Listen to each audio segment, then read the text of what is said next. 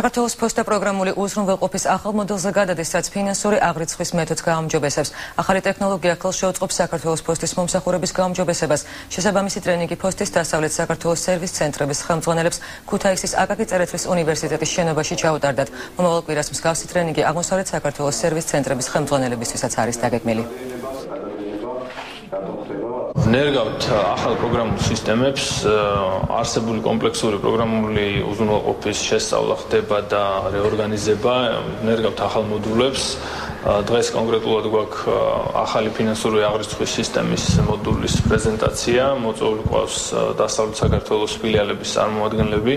დღეს გვიტარდება ტრენინგი, ძალიან დროული, ძალიან საჭირო. ვეცდებით, რომ ფოსტის მუშაობა უფრო მეტად წავიდეს წინ და ყველანაირად ვცდილობთ ახალი სტანდარტებით, ახალი პროგრამებით ვიმუშაოთ და მაქსიმალურად ვეცდებით ჩვენს მოქალაქეს მომსახუროთ კეთილსინდისიერად.